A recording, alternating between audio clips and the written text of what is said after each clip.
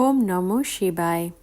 আজকের মহাবাক্যের তারিখ 17 জুলাই 1967, দ্বিতীয় পর্ব। তোমরা তো লড়াই আদি এসব কিছুই করো না।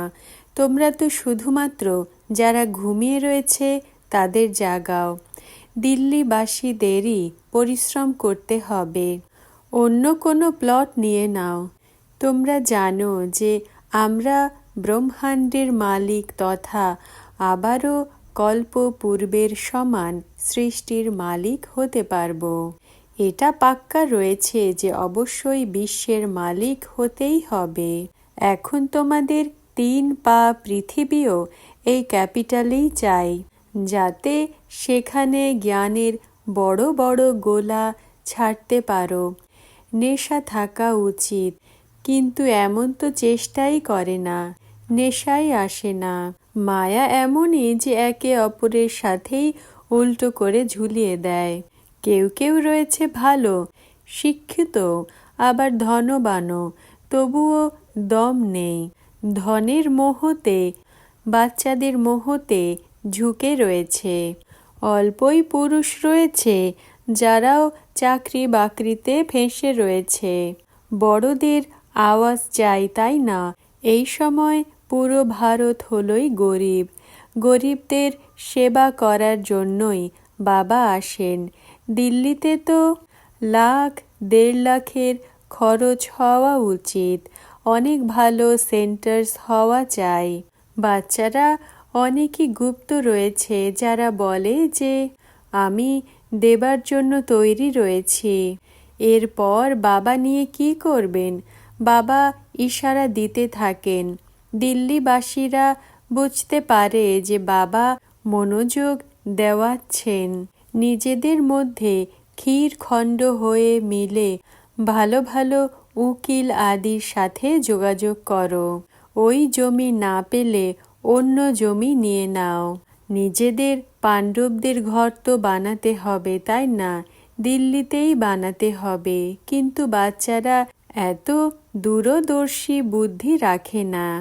এতে তো অনেক ভালো বুদ্ধি চাই। অনেক কিছু করতেও পারে, কিন্তু বুদ্ধি হলো একদম ঠান্ডা। এমন অনেক রয়েছে যারা বলে যে ভারত হলো আমাদের দেশ, আমরা এমন এমন করব, কিন্তু নিজের মধ্যে কোনো শক্তি নেই। সাহায্য ছাড়া উঠতে পারে না। তোমাদের তো অনেক সাহায্য প্রাপ্ত হচ্ছে অসীম জগতের বাবার থেকে। এত সাহায্য কেউ দিতে পারে না।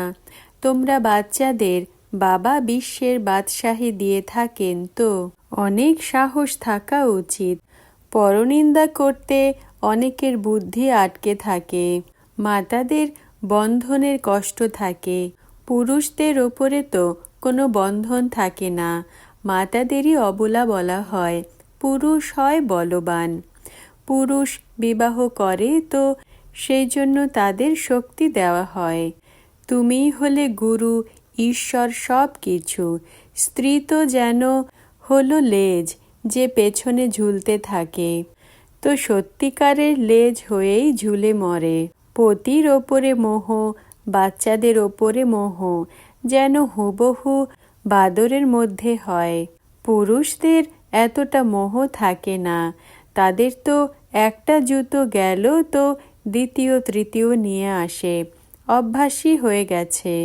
এখন তো দেখো শঙ্করাচার্য যেমন বলে যে অনেক বিবাহ করে অনেক বাচ্চার জন্ম দেওয়া উচিত।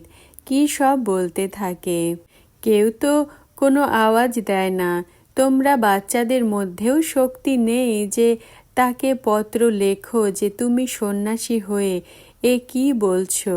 সব যেন ঘুমিয়ে রয়েছে, শক্তিই নেই।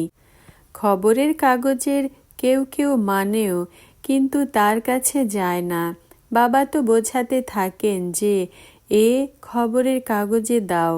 গীতা একদম খণ্ডন করা হয়েছে। এই কারণেই ভারত গরিব হয়ে গেছে। এরপর বাবা এসে সত্য গীতা শুনিয়ে রাজযোগ শেখাচ্ছেন।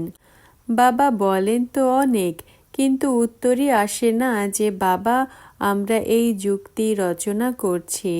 মনের মতো কোনো সমাচারই আসে না। ব্রহ্মা বাবা তো কারো সাথে কথা বলবেন না, কারণ তার মধ্যে তো শিব বাবার অবতরণ হয়। কেউ উল্টো পাল্টা বলে ডিসরিগার্ড করে দেয়, কারণ তারা তো নিজেরই নেশাতে থাকে। তারা কি জানে যে ইনি কে? ব্রহ্মা বাবার বাইরে সার্ভিস হতে পারে না। এই জন্যই বাবা কোথাও যাওয়া বন্ধ করে দিয়েছেন। বাচ্চাদের বাবার শো করতে হবে, এটা বোঝানো হলো তোমাদের কাজ। বাবার সাথে তো এই লেজও ঝুলে রয়েছে, তো এও জানতে পারে না। বলবে যে শিব বাবা এটা বলে দাও, আমাদের এই সমস্যা রয়েছে, এতে তুমি রায় দাও। এমন এমন প্রশ্ন করে। বাবা তো এসেছেনই পতিতদের পাবন বানাতে। বাবা বলেন যে তোমরা বাচ্চাদের সব নলেজ প্রাপ্ত হয়, তো তোমরা বাচ্চারা আবার বুঝে লেখো যে আমরা কি করে এই কথাকে বোঝাবো, যাতে অন্যরা বুঝে যোগ দিয়ে দেবে। আত্মিক সার্ভিস হলো অনেক বড়। আত্মিক বাবাকে স্মরণ করো, এরপর তিনি তোমাদের নিজেই রাস্তা বলে দিতে থাকবেন। এ হলো এক আধ্যাত্মিক বিশ্ববিদ্যালয়। যেই আসে তাকে বোঝানো হয় আর রাস্তা বলে দেওয়া হয়। এ হলো স্মরণ আর যোগ, যার বলেই আমরা বিকর্ম বিনাশ করে নিজের পথকে উচ্চ করতে পারি। এই বাবাও জানেন যখন বাবা আসবেন তখন কি হবে। তোমরা জানো যে এই ভারত স্বর্গ হবে। এই জন্য আমি তোমরা বাচ্চাদের আত্মিক সার্ভিসের রাস্তা বলতে থাকি। এখন তোমরা পুরুষার্থী হও, কর্মেন্দ্রিয়ের ওপরে বিজয় প্রাপ্ত করো, আর আমার থেকে শক্তি নিয়ে উচ্চ পদ পাও। আমরা বাবার থেকে শক্তি নিয়ে এরপর আবার সার্ভিস করব। ভালো উপার্জন করে আমরা আবার ওই উপার্জনকে সার্ভিসে লাগাবো। তোমরা জানো যে পরবর্তীতে কি কি হবে। প্রত্যেক আত্মা নিজের কর্ম অনুসারেই গতি প্রাপ্ত করে। তোমরা জানো যে তোমরা হলে মোস্ট পিওর অ্যান্ড মোস্ট পবিত্র আত্মারা। আচ্ছা, ওম নমঃ শিবায়। আজকের বরদান: আত্মিক পড়াশুনোতে ফুল পাস ভব। ব্যাখ্যা: তোমরা বাচ্চারা যদি জ্ঞান যোগের সব টাইটেল ধারণ না করে নিয়েছ, তো বিশ্ব মহারাজা বা বিশ্বর মহারানী হতে পারবে না। পাস উইথ অনার না হলেও তো পাস তো হতে হবে, তাই না?